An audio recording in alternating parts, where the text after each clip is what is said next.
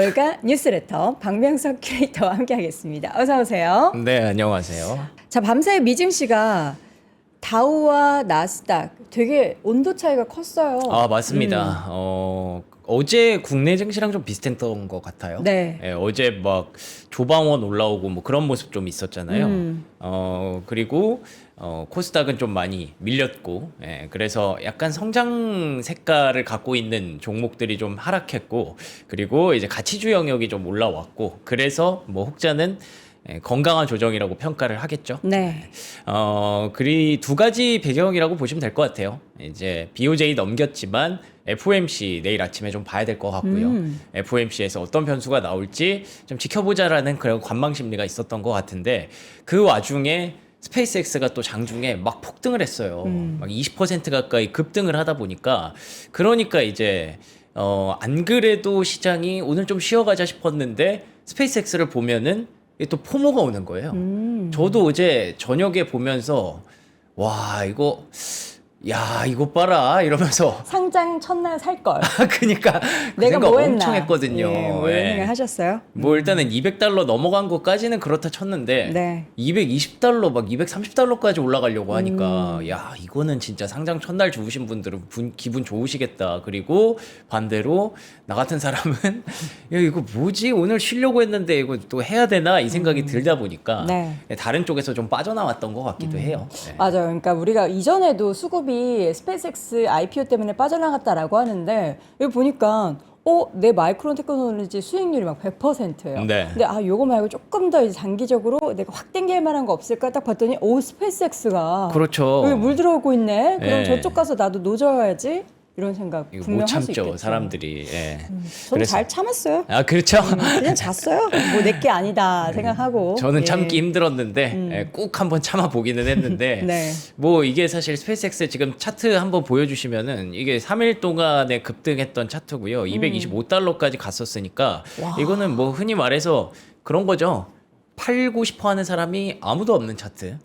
다 수익인 차트. 이게 예. 수급이 언제까지 유입이 될까? 네. 이제 그 수급이라면 이제 개인들의 자금도 물론 붙겠지만 기관에서 안 사고 싶어도 기계적으로 사야 되는 그게 있으니까. 있잖아요. 예.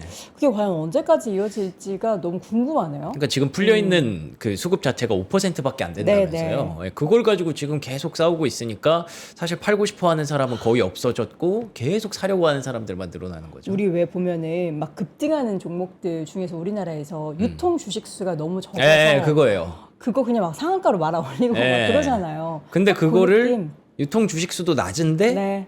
근데 사야 되는 사람이 많은 그쵸. 상황. 예. 어떡해? 못 그러니- 사는 사람들은 그럼 어떡해요? 그러니까 자꾸 포모가 생기는 거죠. 예, 그래서 어제 조금 그게 현상이 좀 도드라졌다라고 네. 보시면 될 것 같고 FOMC를 소화하고 나서도 과연 스페이스X가 이대로 버틸 수 있는지는 저는 잘 모르겠습니다. 예, 그러면은 이제 시장이 불확실성 완화로 인해서 다시 좀 퍼질 수 있기 때문에 예, 뭐 그때 한번 또 다시 돌아보도록 하죠. 네. 그래서 뭐 크게 보면은 이 두 가지 FOMC와 스페이스X 블랙홀이 시장에 오늘은 좀 악재로 작용했다라고 보시면 될 것 같습니다. 그래서 다우지수는 0.6% 상승했지만 나스닥 지수는 1.2% 하락했고요. 그리고 S&P 500은 0.6% 하락했습니다. 그리고 러셀2000도 0.9% 하락인데 보시는 것처럼 뭐 모든 종목이 빠졌다거나 그런 건 아니에요. 기술주 부분에서 수급이 좀 밀려 나왔다라고 보시면 될 것 같고요. 그리고 러셀2000에서도 뭐 일부 종목들이 울긋불긋하기는 하지만 기술주 어제 많이 올라갔던 종목들 안에서 차익 실현이 좀 나왔다. 이렇게 보시면 될 것 같습니다. 유통지수 주식수 언제 풀려요? 며칠 지나면 수익은 본격적 내림. 유통주식수가 풀리는 거는 이게 시간이 다 달라요. 그쵸. 뭐 이게 일론 머스크가 그걸 좀 설계를 아주 촘촘하게 했거든요. 주가의 급락이나 어떤 한 방에 빠져나오는 걸 방지하기 위해서. 그래서 그때그때 시장은 아마 밸런스를 좀 맞춰가지 않을까 싶고요. 이게 상장 후에 처음 풀리는 락업 물량이 한 뭐 1개월 정도 있다가부터일까요? 그렇게 알고 있는데 뭐 1개월 1개월 며칠 막 이렇게 해서 되게 네. 날짜가 그게 너무 많아서 촘촘하던데. 제가 외우지는 못하고 있는데 보통 뭐 우리나라가 뭐 3개월, 6개월 그쵸, 뭐, 그쵸. 뭐 이런 식으로 간다면 진짜 뭐 1개월 이후, 2개월 이후, 3개월 이후 이런 식으로 되게 촘촘하게 막아놨거든요. 네. 그리고 아예 직원들 일부는 그냥 지금 시작할 때부터 팔 수 있어요. 그쵸. 예, 그런 것도 있기 때문에 이거를 도저히 그거를 맞춰가지고 우리가 들어간다라는 생각 자체가 사실 불가능합니다. 예, 그래서 이거는 그냥 그냥 뭐 요즘 말로 하면 사나이 테스트예요. 뭐 무슨 테스트요? 사나이 테스트. 사나이 테스트? 예, 그냥 사나이 테스트가 뭐예요? 그냥 여기 들어가서 내가 사나이인지 아닌지를. 예. 뭐 용감한 사람은 나 한번 들어가고 용감한 사나이 예, 뭐 이런 테토남 느낌. 테스트 뭐 이런 느낌이에요. 예, 그런 느낌이고. 예. 그래서 뭐 대부분 이제 장기적으로 보고 들어가시는 분들이 많으니까 그쵸. 예, 그거 그럴까요? 참고해서 하시면 될 것 같습니다. 자, 자, 그리고요, 이제 그래서 혹시 오늘의 하락이 조금 뭐 시장의 어떤 내러티브가 무너졌느냐, 그게 아니기 때문에 요걸 보시면 될 것 같습니다. 유가가 76달러까지. 그러니까요. 예. 이러면 우리가 계산했던 그런 방향성이 맞는 거죠. 예, 유가 떨어지고 이제 시장의 어떤 온기가 감도는, 그리고 금리도 좀 떨어졌습니다. 4.4%까지. 근데 이거는 뭐 시원하게 떨어지진 않죠. 뭐 그런 거는 구조적인 어떤 이슈도 있습니다만 내일 FOMC에 대한 그런 모습들 조금 시장이 경계감을 갖고 있다 보시면 될 것 같고요. 달러 인덱스 역시 마찬가지로 같이 금리와 비슷한 움직임 가져가고 있습니다. 그리고 금값이 오늘도 소폭이지만 상승했어요. 예, 금값이 올라오고 유가가 떨어지고 비트코인이 조금 민감하게 반응했습니다. 65,900달러까지 어제 66이었는데 65로 떨어졌네요. 그래서 시장의 일부 차익 매물도 확인되는 모습이지만 전반적인 방향성은 관망에 가까웠다라고 볼 수가 있겠네요. 여러분들 시장 하락할 때마다 자꾸 여도운 울어라. 울어야지 시장이 오른다는데 아니 뭐 이게 하루 하락한 거 가지고 눈물이 그냥 나오지 않습니다. 그렇죠. 이제 심리 그 여도운 티얼스 인덱스를 제가 스스로 이제 만들고 있는데 제가 요거 약간 수치 올라가면은 말씀드릴게요. 예. 공시할게요. 요게 저는 10을 기준으로 하겠습니다. 지금은 아직 1도 안 왔어요. 약간 예. 피어 앤 그리드 같은 거예요? 그렇죠, 그렇죠. 예, 이제 1부터 오케이, 10인데 오케이. 요거 이제 지수 올라가면은 제가 여러분께 공지를 통해서 말씀드리도록 할게요. 알겠습니다. 아직은 아닙니다. 자, 그래서 이제 내용을 한번 보도록 하죠. 네. 어제 제일 사실 좋았던 건 유가가 많이 하락했다라는 거잖아요. 맞습니다. 네. 네, 76달러를 받고요. 80달러 이거 깨고 내려가느냐가 중요했던 것 같은데 76달러까지 내려왔다는 건 시장은 이제 전쟁과 관련해서 밸류를 이제 해소 쪽으로 계속 잡고 있는 것 같습니다. 금요일에 스위스에서 뭐 누가 나올지는 어떻게 될지는 모르겠지만 그래도 시장 긍정적으로 좀 판단하고 있는 것 같고요. 굳이 하나의 트리거를 꼽자면 월스트리트 저널의 보도였습니다. 이제 선제적으로 제재 완화를 해준다. 네. 예, 금요일에 그 사진 찍기 전부터 미국이 선제적으로 제재 완화를 할 것이다 라는 얘기가 나와서 서로 한 발씩 계속 양보를 하고 있구나 쪽으로 보고 있습니다. 그래서 호르무즈 선박의 통행이 실제로 이제 재개되기 시작했다, 점진적으로 재개되고 있다. 뭐 일단은 금요일 이후에 완전한 정상화가 이루어지겠지만 한 대씩 두 대씩 좀 움직이고 있는 그림들이 있다라는 얘기가 있고요. 그래서 단기적으로는 이제 유조선의 통행량이 급증할 것으로 예상이 된다라고 보고 있습니다. 뭐 완벽하진 않겠지만 그래도 하나씩 풀려 나가고 있는 그런 그림들이 있고요. 그리고 이거는 뭐 조금 가슴 아팠는데 기본 합의안에 이제 이란 경제 지원을 위해서 3천억 달러 규모의 민간 투자 펀드가 조성이 된대요. 근데 정부 자금은 전혀 투입이 되지 않고 이미 걸프 지역, 아시아, 남미, 아프리카 등지의 기업들이 투자하기로 약속한 상태입니다. 어제 기사 보니까 이제 네. 우리나라도 중동산 원유를 수입을 많이 하잖아요. 그래서 우리가 좀 많이 이 부분을 부담해야 될 것 같다라는 그런 분석이 게 있더라고요. 있는 것 같아요. 예. 전쟁은 그쪽이 내고 그러니까요. 돈은 우리가 내고. 미국이 참 그래요. 예. 뭐 우리가 미국 주식 봐야 되고 뭐 투자도 해야 되고 맞지만 참 미국이 반대로야. 최근 몇 년 동안 참 귀찮게 하는 일이 많습니다. 그렇지만 뭐 어쨌든 뭐 이런 상황이 계속 전개되고 있고 그래서 유가는 떨어졌다. 뭐 이렇게 보시면 될 것 같습니다. 네. 자, 이어서 그래서 우리가 완전하게 이제 개방되는 거예요. 어떻게 되는 거예요, 이게? 그래서 이제 호르무즈가. 트럼프 대통령이랑 이란의 어떤 이야기들, 뭐 트럼프 대통령이 뭐 오늘 G7 갔거든요. 어제 G7 갔었는데 네. 거기서도 사실 G7과 관련해서의 어떤 질문보다는 호르무즈 어떻게 되는 거예요? 계속 이런 것들에 대한 질문을 많이 받았어요. 트럼프 대통령이 약간 정의를 이렇게 했습니다. 이제 2단계 세컨드 스테이지로 넘어갔다라고 얘기를 하고 있고요. 그 2단계가 뭐 본인의 구상 속에 어떤 그림이 있는지는 모르겠지만 이제는 1단계 위기는 넘었다라고 보는 거겠죠. 그래서 금요일까지 완전히 개방하겠다. 그 이후의 회담은 60일보다 길 수도 있고 짧을 수도 있다. 지난 전에 좀 예측을 했던 것 중에 하나인데 이제 중국처럼 가는 거죠. 계속 잊을만하면 한 번씩 회담하면서 그때 구체적인 사항들 논의하고 그런 식으로 좀 갈 것 같고요.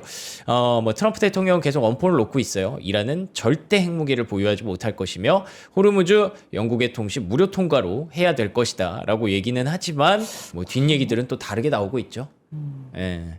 뭐 이거 어제도 무료가 저희 무료가 얘기했잖아요. 아닌. 그러니까요. 예. 미국한테는 무료지만 그걸 다른 나라가 좀 부담하게 되는. 네. 그리고 또 뭐 용인해 준다 이런 얘기도 있고요. 네. 네. 근데 동시에 러시아에 대한 제재를 강화할 수 있을 것이다. 이런 얘기를 하면서 우크라이나 전쟁과 관련해서도 이슈를 좀 얘기를 했는데요. 잠시 후에 또 말씀드리겠지만 어쨌든 이란 같은 경우에도 긍정적인 반응이 있었어요. 1단계 협상 이후에 60일간 최종 합의를 위한 협상이 계속될 것이다. 방금 트럼프 대통령이 말한 거 그대로잖아요. 2단계로 넘어갔다. 그리고 60일 동안 할 것이다. 그래서 이제는 이란과 미국의 메시지가 점점 맞아 들어갑니다. 그래서 맨날 딴 얘기했었는데 서로 근데 점점 이게 맞아 들어간다는 게 중요한 것 같고요. 이스라엘 쪽이 계속 포성이 들려요. 뭐 헤즈볼라가 뭘 쐈다더라, 이스라엘이 또 어떻게 했다더라 이런 얘기가 계속 들리고 있는데 트럼프 대통령은 확실히 지금은 그 이제 종전 휴전에 꽂혀 있기 때문에 네타냐후에 대해서 계속 책임감이 필요하다. 심지어 이런 얘기까지 하더라고요. 이스라엘이 지금 다른 나라 사람들을 모두 죽이지 않고 일을 할 수 없는 상황이라면 이스라엘이 아니라 시리아가 그 일을 해야 한다. 그러니까 이게 뭔가 내 파트너가 이스라엘이라고 지금까지 생각하겠지만 너네 자꾸 이러면 시리아로 대체해버린다. 뭐 이런 얘기를 하는 거죠. 네. 그 정도로 트럼프 대통령은 확실히 종전 쪽에 무게감을 좀 두고 있습니다. 자, 그래서 그러면 유가가 어떻게 되느냐 우리가 좀 궁금한 부분인데 그렇죠. 바클레이스에서는 아직까지도 브렌트유 전망을 $100로 유지하고 있어요. 왜 그래서 그러는 아직 거예요? 이미 내려왔는데. 뭐 믿을 수가 없다 그런 거죠. 내려왔다 명확하게는. 다시 올라갈 수도 있다. 네. 그리고 지금 너무 오랫동안 막혀 있다 보니까 펀더멘털에 미치는 영향을 따지기에는 몇 주 지나야 명확해질 것이다. 지금 사실 어쨌든 유가도 그 투자자들이 매매를 하는 영역이잖아요. 네. 저 같아도 하방으로 볼 것 같아요. 일단은 일단은 하방으로 보겠지만 펀더멘털을 따지면 이게 하방에 대한 프라이싱이 좀 과도하게 됐을 수 있다라고 보는 관점인 거죠. 지금 상방으로 끌어올릴 만한 거는 사실 뭐가 있을까를 싶으면은 뭐 수요가 많아지는 내용들 아니면은 지금 고간이 덜 짰으니까 그걸 차기 맞아요. 위해서 엄청난 수요를 만들어야 되는 그런 거 말고 그게 근데 되게 크려나? 그래서 지금 당장 한 번에 이렇게 톡 이렇게 열린다고 한 번에 이제 유가가 내려가는 거는 또 어려울 수 있다. 뭐 이런 관점도 있어서 바클레이스에서는 그 얘기를 하고 있고요. 네. 그거를 이제 백업할 수 있는 내용이 파이낸셜 타임스에서는 뭐 미쓰이 이 선사에서 얘기한 걸 들어보니까 네. 해상 운송이 재개되는 건 아마 조금 더 시간이 필요할 것 같다. 이런 얘기들을 계속 하고 있습니다. 개방된다고 바로 오늘부터 원유 수송이 아니라 네네네. 과정들을 좀 뭐 지금 기뢰 제거도 하고 뭐 이래야 되니까. 그쵸. 변수가 좀 있으니까. 네. HSBC에서도 호르무즈 운송량은 늦여름에나 회복될 전망이다. 네. 이런 얘기들을 하고 있어서 일단은 이게 끝나면 어쨌든 호재지만 유가가 계속 밀려 내려갈 수 있을지에 대해서는 여러 가지 의견이 좀 갈린다. 그리고 미국 정보 당국에서는 갑자기 또 이란이 호르무즈를 봉쇄할지도 모른다. 뭐 이런 그 가능성까지 염두에 두고 있는 상황입니다. 그렇지만 골드만삭스는 국제 유가 전망을 하향을 했고요. 모건 스탠리도 점차적으로 하락할 것이다 라고 보고 있기 때문에 이제 의견은 각각으로 좀 갈리지만 그래도 시장에서는 하방을 좀 더 보는 사람들이 늘어나고 있다 보시면 될 것 같고 그리고 아까 우크라이나 뭐 러시아 얘기 간단히 했는데 G7 쪽에서는 아무래도 유럽에 대한 관심이 많기 때문에 우크라이나 전쟁이 여러분 생각보다 우크라이나와 러시아 간의 관계가 최근에 많이 또 급속도로 악화되고 있거든요. 그쵸, 막 공격하고. 네, 막 맞아요. 서로. 저희가 이제 그 시장의 영향력이 좀 작아서 그래서 잘 안 보고 있는데 은근히 좀 세게 지금 받고 있거든요. 그래서 우크라이나 전쟁에 대해서 할 수 있는 모든 것을 할 것이다라고 하면 어쩌면 지금 이제 이란 전쟁 마무리되고 만약에 여기까지 종전이 된다면 이 사람은 이제 본인이 원하는 그 포디움에 올라갈 수 있는 예, 그런 바탕이 되겠죠. 그래서 뭐 본인이 그 평화상 받는 거 뭐 그거와는 저희는 뭐 크게 관계는 없지만 이렇게 되면 어쨌든 에너지 가격은 계속 좀 하방을 볼 수 있으니까 네. 예, 시장에서는 좀 긍정적으로 보지 않을까 예상이 되네요. 네. 자, 과연 금리가 어떻게 될지, 유가가 어떻게 될지는 저희가 또 이제 김효진 박사님과 잠시 후에 자세하게 이야기 나눠보도록 하겠고요. 그리고 지금 중요한 건 이제 어제 BOJ에서는 금리를 인상을 했는데 네. 이게 뭐 빅스텝 얘기도 있었는데 결국에는 25bp 인상을 한 거죠. 맞습니다. 예, 그리고 뭐 어제 얘기 드린 것처럼 너무 모든 사람들이 알고 있었어요. BOJ 금리 인상은. 그렇죠. 예, 그렇기 때문에 시장의 영향력은 크지 않았고 다만 이제 여건이 허락한다면 앞으로도 계속 인상을 할 것이다 라고 밝혔기 때문에 향후 금리 인상은 경제활동, 물가, 금융 여건에 따라 결정될 것이다. 예, 그래서 중동지역 불확실성이 긴축 속도와 시기에 영향을 미칠 수 있다 라고 보기는 보지만 중동지역 불확실성이 많이 완화되는 그림이니까 이에 대해서 시장은 크게 걱정하지는 않았습니다. 그래서 달러 대비 엔화 환율 좀 올라가기는 했어요. 아무래도 엔화는 인상이 됐고 달러는 내일 인하는 안 되겠지만 동결될 가능성이 높으니까 올라가기는 했지만 그래도 고점을 뚫지는 않았고요. 항상 이럴 때마다 코인 시장이 좀 강하게 요동을 친다고 하더라고요. 그래서 어제 코인이 좀 빠졌다라고도 볼 수 있는 것 같은데 이 정도면은 시장에서는 횡보세 정도기 때문에 그렇게 심각한 일은 아니었다 정도로 BOJ는 넘어가는 그런 그림이네요. 네. 자, 이제 FOMC의 결과가 내일 아침이면 여러분과 함께 공개가 될 텐데 시장에서는 지금 어떻게 좀 예상을 하고 있을까요? 그래서 이제 내일이 디데이입니다. 예, 지난주에 가장 큰 이슈들이 뭐 스페이스X라든지 CPI라든지 그런 것들이었다면 이번 주에 가장 큰 이슈들은 BOJ와 FOMC고요. 그 중에서도 FOMC, 특히나 파월의 그림은 어느 정도 우리가 그려놨었지만 워시가 그리는 그림은 어떨까를 우리가 처음으로 볼 수 있는 날이기 때문에 약간 또 다들 굳이 오늘 베팅할 이유가 없었던 거죠. 그래서 일단 시장에서는 다 똑같이 보고 있습니다. 2027년까지 아마 워시가 이끄는 연준은 별다른 조치를 취하지 않을 것이다. 다만 여기 보시면 응답자의 88%가 그 금리 인하를 계속 할 것이다라는 완화적 기조는 지울 것 같다고 보는 거예요. 그래서 이제 인하 기조는 계속 이어가기는 좀 어렵다. 네. 예, 그래서 동결 혹은 인상 쪽으로 시장이 받아들일 수 있다라는 점에서 약간 좀 매파적인 그런 동결이 나올 것 같다라고 보고 있는 그런 상황입니다. 그렇지만 뭐 점진적으로 갔을 때 금리가 조금씩 내려가지 않을까라고 보는 관점도 있고요.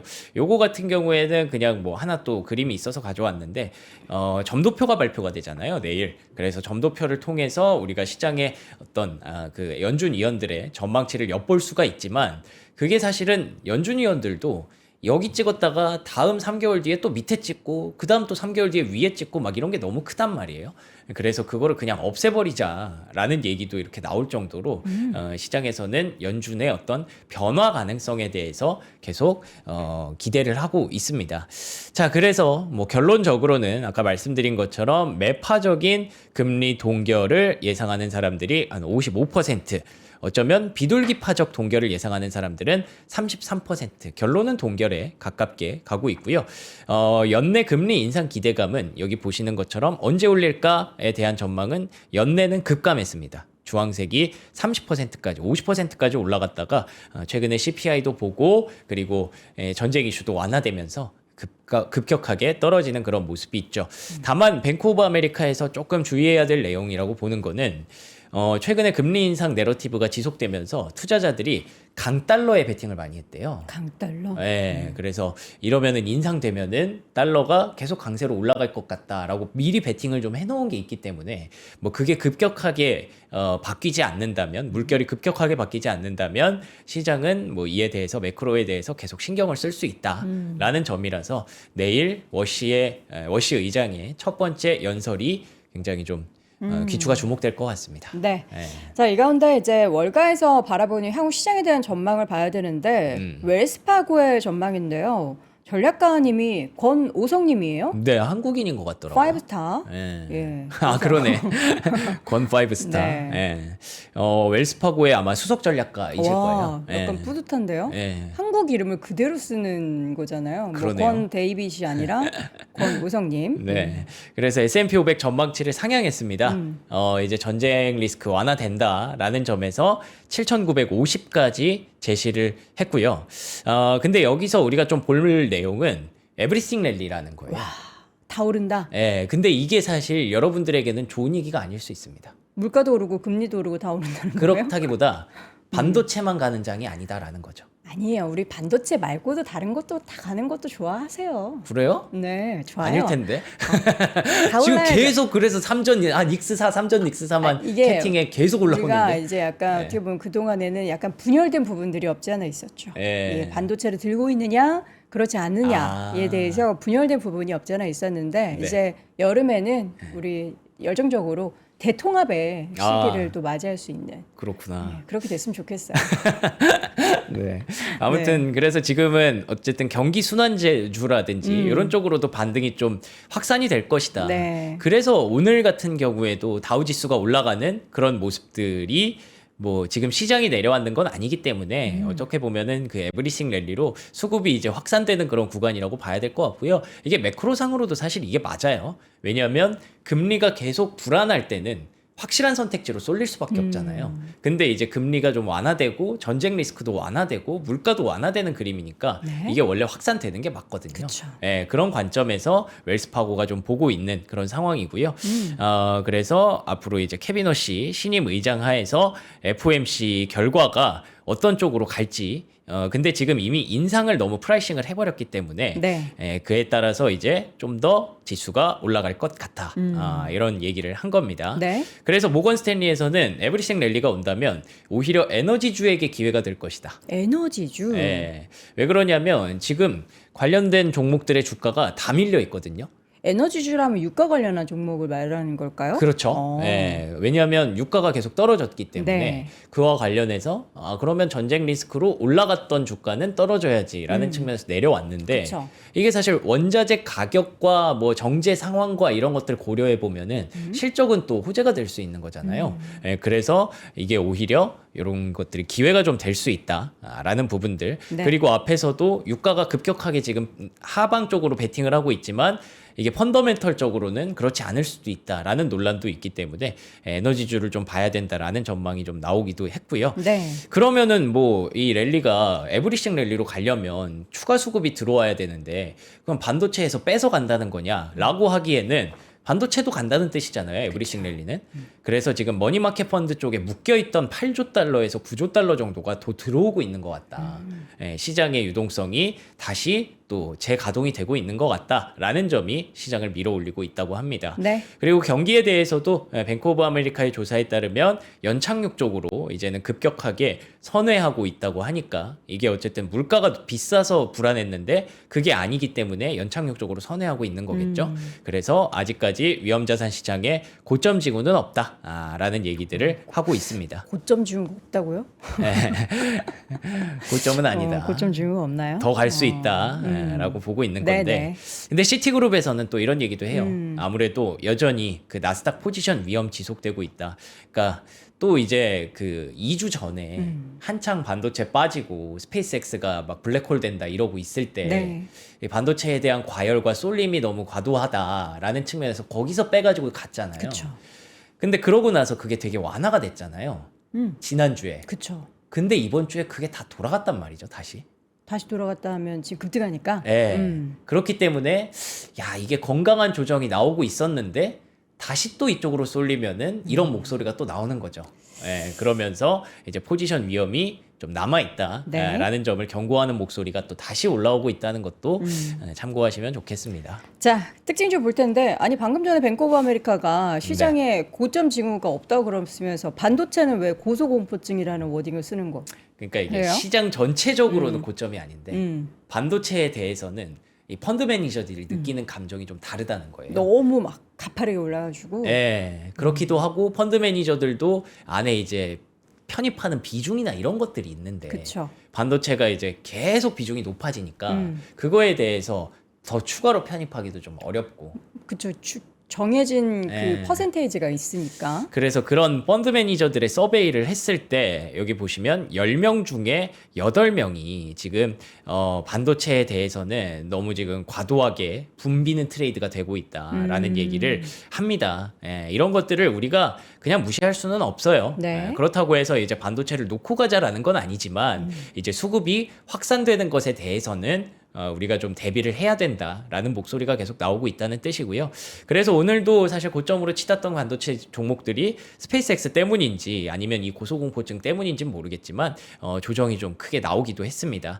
다만 그럼에도 불구하고 또 TSMC 이렇게 확실한 선택지에 대해서는 또 긍정적인 평가들이 많이 나오더라고요.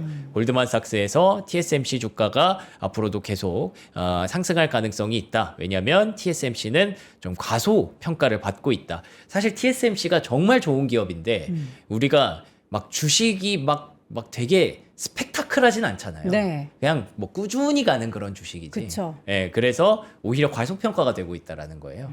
근데 앞으로는 이제 더 확실한 선택지가 될 수 있기 때문에 실적 발표를 앞두고 주가가 상승할 것이다라고 하면서 알레테이아 캐피털에서도 TSMC 목표가를 $700까지 또 제시를 하는 모습이 있었습니다. 그리고 TSMC가 지금 계속 뭐 대만에서 뭐 미국 쪽으로 공장을 확대하고 그리고 이제 미국과의 어떤 그 기준들을 좀 잡기 위해서 여러 가지 고민들을 하고 있는데 미국에서 이제 엠코라는 기업과 첨단 패키징 테스트 서비스 제공을 위한 10년 계약을 체결했다고 합니다.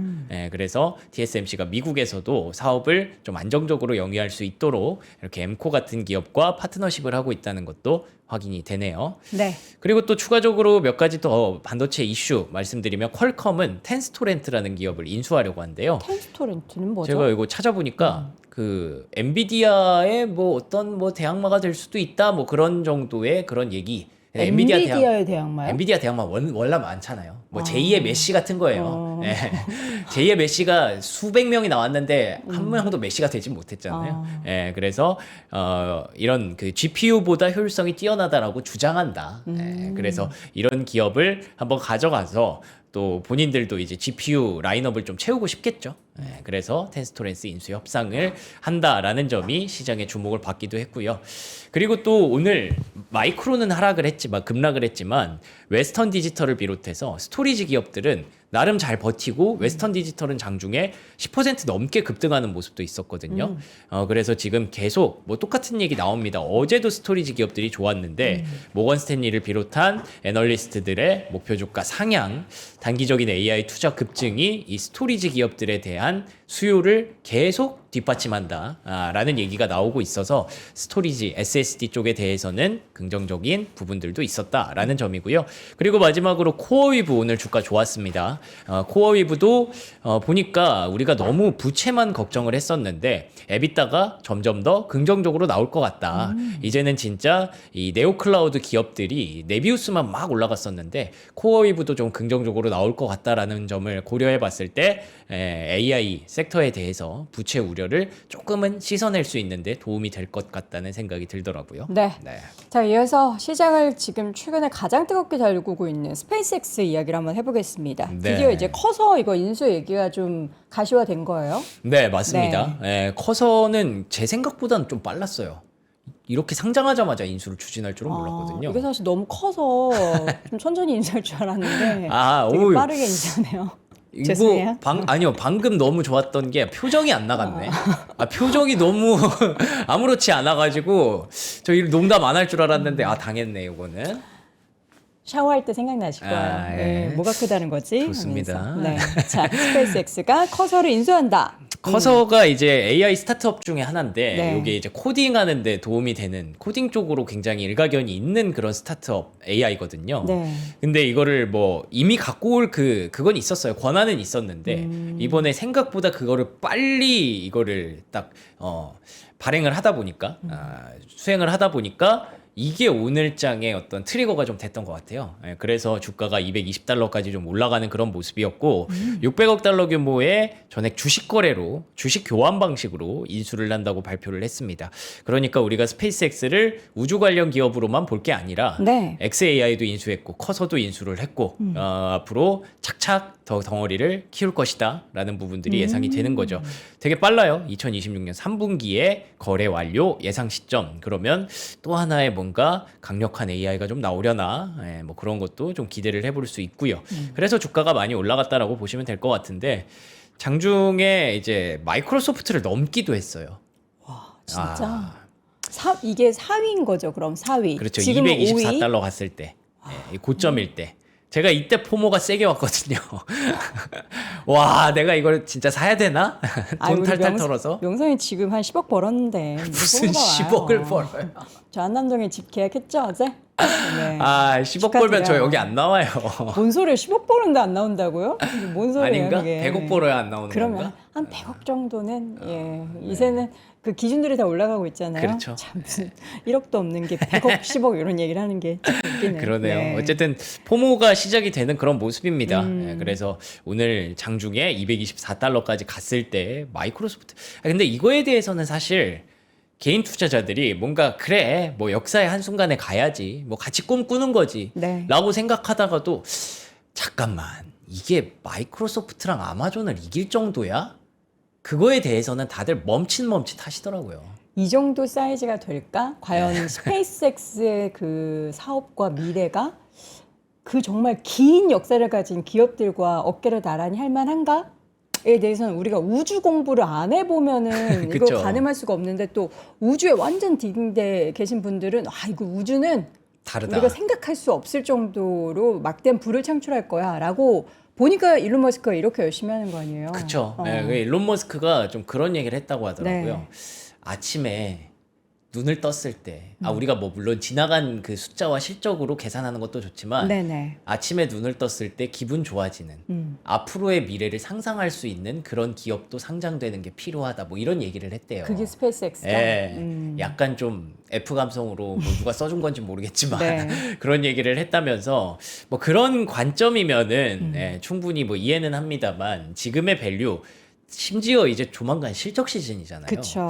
과연 이거를 납득시킬 수 있을까에 대해서는 좀 고민이 됩니다. 심지어 지금 방산주랑 우주 관련주들 다 합친 것보다 스페이스X가 비싸요. 이게 이래가지고 이게 조금 고민이 되는 그런 구간이다라는 점에서 판단은 여러분들에게 맡기도록 하겠습니다. 물론 지금은 이거 차트 여러분들도 보시겠지만 네. 기관 개인들이 개인은 뭐 어떤 관점에서 매수하시는지는 모르겠어요. 근데 기관은 어쩔 수 없이 사는 수급이 들어와서 지금 주가가 오른다라는 거는 여러분들이 다 거부할 수 맞아요. 없는 사실이잖아요. 네. 근데 이제 앞으로 이게 끝나고 나서 락업 해제되고 시장에 물량이 나오고 실적 시즌에 대해서 숫자 봤더니 아 조금 멀었나? 라는 얘기 나올 때는 또 부정적인 얘기들이 분명히 나올 거예요. 그렇습니다. 그래서 지금은 수급적으로 그냥 다들 뭐 사나이 테스트를 하고 있다. 네. 그 말이 정확한 표현인 것 같고요. 개인 투자자들의 매수세가 확실히 좀 폭발하고 있어요. 네. 개인 투자자들 최근에 시장에 대해서 안 사다가 스페이스X 상장하자마자 들어가는 그런 매수세가 포모를 촉진시키고 있다라고 보시면 될 것 같습니다. 여기 나오는 대로 월요일 개장 후 10분 만에 700만 달러를 넘어섰고 근데 뭐 그러면서 다행히 이제 스페이스X 끝났으니까 반도체도 같이 가야지라고 하면서 마벨, 마이크론, 샌디스크, 브로드컴을 샀는데 간밤에는 야 내일 FOMC니까 쉬어야지. 뭐야 스페이스X는 계속 가네. 뭐야 어떡하지? 이러면서 반도체 버리고 스페이스X로 또 갔다. 뭐 이런 흐름들이라고 보시면 될 것 같습니다. 네. 그리고 또 어제 또 이제 옵션 거래가 시작이 된 날이었거든요. 예, 그래서 더 과도하게 좀 불려졌다라고 보시면 될 것 같은데 옵션 거래 대부라는 사람이 있대요. 띵크월 스윕의 공동 창립자라는 사람인데 그 사람이 봤을 때 엔비디아와 테슬라보다도 스페이스X 옵션 거래가 더 활성화가 될 것 같다라고 얘기를 하니까 앞으로도 계속 이야기는 할 것 같습니다. 목표가 310달러까지도 뭐 이런 목표가가 없었잖아요. 없었죠. 예, 310달러까지도 나오고 있는 그런 상황. 지금은 뭐 그냥 제퍼린 그룹이라는 게 저도 처음 들어봤어요. 어떤 회사일까요? 제피린 그룹이라고 제피린? 하는데 제피린 그룹? 뭐 지금은 그냥 이렇게 사실 뭐 아무 말이나 하는 거예요. 스페이스X는 다들 그냥 신나서 이렇게 갈 것 같아요, 이렇게 될 것 같아요, 이런 그런 구간이라고 보시면 될 것 같고 그리고 이럴 때 뉴스트리트 리서치에서는 아니 이렇게 스페이스X가 계속 가면 에코스타를 보는 게 맞지 않아? 라고 하면서 에코스타는 좀 긍정적으로 평가를 지분 하더라고요. 많죠. 예, 그래서 이 정도 주가면은 지분을 가치를 평가했을 때 에코스타는 더 가야 된다라는 측면에서 오늘 우주 관련주가 또 스페이스X 빼고 다 빠졌거든요. 네. 근데 거기서 에코스타는 좀 올랐습니다. 그렇게 되면 이제 사실 AI도 잡고 우주도 잡고 있는 구글이죠, 뭐. 그쵸? 네, 네, 구글 구글도 보는 가지고 것도 있으니까. 정답이 될 수 있을 것 같고요.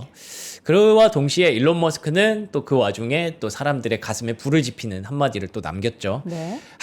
내가 만약에 내 태양을 좀 아는데 태양 에너지의 100만 분의 1이라도 인공지능에 활용할 수 있다면 이건 인류 전체 지능의 100만 배 이상에 달하는 수준이 될 거야. 이건 뭐 해석해보면 그거죠. 태양 에너지의 100만 분의 1을 쓰려면 태양에 더 가까이 가야 되고 그쵸. 태양에 더 가까이 갈 수 있는 기업 그리고 사람은 나밖에 없다. 스페이스X밖에 없다. 뭐 이런 얘기를 하고 싶었던 것 같아요. 네. 그래서 뭐 태양광 주가가 요즘 잘 가는 이유도 여기랑 연결해서 볼 수도 있을 것 같습니다. 자, 여기서 마이크로소프트 참 조용한 기업이죠, 요즘에. 네. 소식이 좀 있네요. 그래서 이제 AI 오늘 뭐 특별히 어떤 종목들이 움직인 게 많이 없었어서 네. AI 기업들이 요즘 어떤 행보를 보이고 있는가 한번 엮어봤는데요. 네. 마이크로소프트가 이제 사용량 기반으로 코파일럿 코워크 가격 정책을 바꾼다고 합니다. 사용량, 네. 요거 얘기 많았잖아요. 토큰 맞아요. 사용 너무 많아져가지고. 그래서 원래 정액제로 하던 게 이제 계속 사용량 기반으로 바뀌고 있기 때문에 소프트웨어 기업들이 뭐 부담을 느끼는 것도 있지만 그만큼 수익 창출에 조금 더 용이해지는 그런 그림으로 AI 써본 사람들은 이걸 못 막으니까 그걸 좀 계속 가고 있는 그런 그림이고요. 구글에서는 액체 공기 냉각 시스템을 공개했다고 합니다. 확실히 구글이 최근에 꽂혀 있는 건 비용 좀 줄이기 위해서 하는 것 같아요. 내재화도 많이 하려고 하는 것 같고. 이게 우리가 보통 이제 액침 냉각이라고 해서 네, 액체로 맞아요. 냉각하는 거 더해서 공기까지 같이 들어가는 거예요. 네, 이런 방식을 또 공개를 했다고 하더라고요. 뭐지? 메모리 비용도 조금 어떻게 좀 낮춰보려고 노력을 하는 것 같고 그런 쪽으로 좀 열심히 투자를 좀 하다가 성과들을 만들어내고 있는 그런 그림인 것 같습니다. 네, 네. 자, 그리고 메타 같은 경우에는 스레드의 월간 활성자 사용자가 5억 명을 돌파했대요. 스레드 저 이렇게까지 많이 하시는 줄 몰랐는데 스레드 해요? 저 그냥 가끔 저는 이제 연동이 되어 있으니까 네, 맞아요. 그게 이제 연결이 돼서 올라가나 봐요. 제가 업로드를 하고 이러면 그럼 거기에 누군가가 코멘트를 달거나 하면은 그게 뜨잖아요, 인스타그램에. 네. 근데 다시 보려면 앱을 설치해야 돼요. 앱은 설치 안 하셨어요? 지웠죠. 안 해서. 이 스레드 가면 막 관말해야 되고 약간 감성이 저는 굉장히 또 맞아. 이제 저도 별로 예의를 갖추고 좀 그러고 싶은데 좀 처음 본 사람한테 약간 훈수 많이 두는 그런 느낌의 플랫폼이잖아요. 네. 근데 뭐 나름 이제 꽤 많이 쓰나 봅니다. 인스타그램이랑 연동도 시켜놔가지고. 네. 그래서 이런 얘기가 있어서 뭐 메타도 필요한 데이터는 많이 모으고 있다라는 거고요. 애플은 또 이제 하드웨어에 계속 집중하더라고요. 에어팟에다가 카메라를 탑재하려고 한대요. 2027년까지. 이렇게 되면은 이제 시리한테 그 비주얼 정보를 주려고 하는 거죠. 그러면은 항상 에어팟 끼고 다니면은 비주얼 정보 데이터를 획득할 수가 있으니까. 그래서 메타와 애플은 이렇게 데이터를 열심히 모으려고 하고 있다라는 점이고요. 자, 마지막으로 테슬라 얘기 간단히 해드리면 네. 2분기 인도량이 이제 점점 본격적으로 실적에 대한 그 얘기들이 나와요. 2분기 인도량이 가장 빨리 발표가 되겠죠. 예상보다 좋을 것 같답니다. 요즘 사실 테슬라 전기차 인도량 좋을 것 같다라는 얘기 한 번도 들어본 적이 없었는데 네. 이번 분기만큼은 골드만삭스가 상향 조정을 했어요. 요즘에 제 주변에도 테슬라 산 분들 진짜 많아요. 아, 그래요? 우리 이주 기자도 네.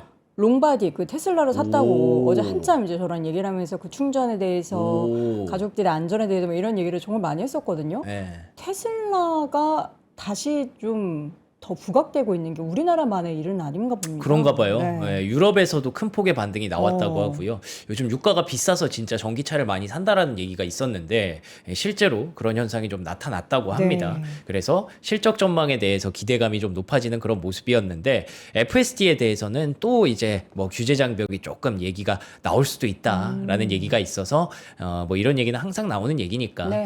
근데 테슬라뿐만 아니라 이제 모빌아이가 어제 로보택시 서비스를 2027년까지 2027년 기준으로 미국 전역으로 확대한다라는 발표를 했습니다. 그래서 이제 점점 자율주행과 사실 저는 자율주행도 하나의 피지컬 AI 중에 하나라고 생각을 하거든요. 네. 예, 그래서 이런 쪽으로 계속 스토리가 좀 하반기에는 나오지 않을까 싶어서 이런 얘기들을 좀 앞으로 많이 전해드릴 예정이고요. 로보택시 경쟁이 앞으로 계속 심해질 거니까 그런 인프라를 좀 구축하는데 시장에서는 좀 긍정적으로 평가를 하고 있다라는 내용도 있었습니다. 자, 그리고 리비안 같은 경우에도 수백 명의 감원을 단행하면서 이제 조금씩 이 시장에 좀 더 적극적으로 참여하려는 그런 모습들을 보이고 있으니까 네. 자동차 기업들이 만들어내는 자율주행과 피지컬 AI에 대한 내러티브 하반기에 좀 주목을 해봐야 될 것 같네요. 미국에 사시는 우리 시청자분도 올려주셨어요. 주변에 테슬라를 사는 사람들이 많아지고 있다. 오호. 그러니까 우리가 이제 판매량 데이터 이제 신경 쓰지 맙시다 하는 얘기들이 그랬었죠. 있었는데 이게 갑자기 어느 순간 이렇게 판매량 데이터가 좋아지면 이것도 이제 플러스 알파의 테슬라의 모멘텀이 되겠죠. 자, 이렇게 해서 우리 월간 뉴스레터 통해서 이야기를 쭉 들어봤고요. 이번에는 우리 오늘 아침마다 저희가 음식 나올 때마다 참 행복한 거 여러분들도 잘 알고 계시죠? 오늘은 감자탕 준비했습니다. 이야. 감자탕을 제가 누누이 말씀드리지만 저는 제가 인생 살면서 감자탕 먹은 게 손에 꼽는데요. 3%에서 제일 많이 먹는 것 같아요. 자, 오늘은요. 감자탕 이게 우거지 순살 감자탕 준비했고요. 5팩. 군침 나라. 5팩 최초로 39,800원. 마켓 컬땡의 감자탕 1위. 지금 차지하고 있는 브랜드래요. 이게 무슨 브랜드지? 브랜드 이름이 안 써 있어가지고 이게 뼈 없이 간편하게 드실 수 있어서 너무나 좋고요. 순살의 푸짐함, 그러니까 순살이라고 해서 살 조금 들어간 게 아니라 푸짐하게 담아 있다라고 합니다. 이거 뼈가 안 들은 거예요? 뼈가 없이 그냥 다 와. 발라주신 거예요. 이게 사실 우리가 뭐 너무 뼈 좋다. 바르는 맛으로 드시는 분들도 계시지만 이거 드시려면 귀찮은 분들도 계시잖아요. 저도 한번 요거 우거지가 들어있습니다. 야, 아니 요즘 제가 3%에서 아침을 자꾸 해결하잖아요. 네. 아니 근데 국밥이 진짜 잘 나와요 요즘. 국밥들이 퀄리티가 진짜 다 좋아요. 우리가 감자탕을 한번 먹으려고 하면은 감자탕 집에 가서 1인분에 얼마지? 감자탕 꽤 비싸지 않아요? 비싸죠. 감자탕 비싼데 집에서 간편하게 먹을 수 있는데 또 그 뼈 나오면 뼈를 또 이렇게 버려야 되고 하는 그런 번거로움이 있으니까 1인 가구 혹은 이제 신혼부부분들 혹은 우리 노부부분들 뭐 다 사드셔도 돼요. 편안하게 드시고 싶다 하시는 분들은 감자탕. 요 감자탕에다가 저는 수제비 이렇게 떠서 먹는 게 너무 맛있거든요. 여러분들 그렇게까지 해가지고 한번 드시면 좋을 것 같고 감자탕 드시면은 이제 땀 나죠. 땀 날 때는 소음 없이 바람 시원한 웰핀의 무소음 선풍기를 함께 하시기 바랍니다. 요거 최초로 저희가 79,000원에 준비했습니다. 3세대 웰핀 제품이고요. 일본에서 제조한 BLDC가 장착이 되어 있습니다. 무려 24단의 초미세 바람으로 그리고 상하 35도 회전, 좌우 100도까지 회전이 됩니다. 더 입체적으로 바람을 느끼실 수 있는 겁니다. 일반 선풍기 대비해서 최대 15분의 1 초전량으로 전력량으로 사용할 수 있기 때문에 전기세 걱정을 조금 낮출 수 있는 그런 제품이라고 볼 수 있겠습니다. 웰핀의 무소음 선풍기 또 함께 들으시기 바랍니다. 자, 지금까지 월간 뉴스레터와 함께 확인해 봤고요. 잠시 후에는 우리 김효진 박사님 모시고 매크로 이야기 확인해 보도록 하죠. 박명수 큐레이터 함께 했습니다. 고맙습니다. 맞습니다.